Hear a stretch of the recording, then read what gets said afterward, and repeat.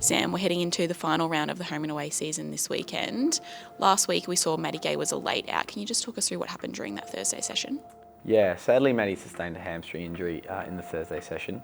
We had that scanned on Friday, and it was low-grade strain, which was relatively good news. So she obviously didn't play last weekend, and she'll miss this weekend. And so yeah, she'll look to get her moving through this week, and then see how she goes back in next week. She'll miss 1 to 2 weeks. In a similar vein, Taylor Harris is also recovering from a hamstring strain. How's she tracking for this weekend?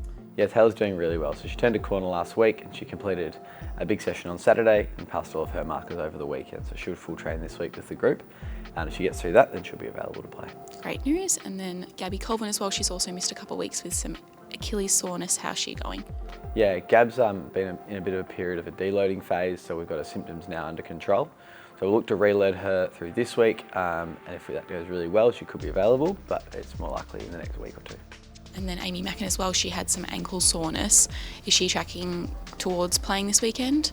Yeah, so Amy's returned to running on the weekend, and that went really well. She'll look to change direction today and integrate into some skills work.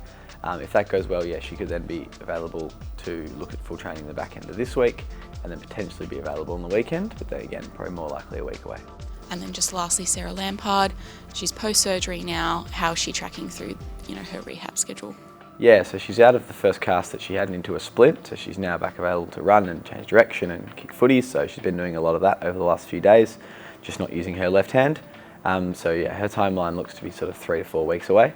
But yeah, during that time there's lots she can be doing to improve and be ready for potentially being used in the finals.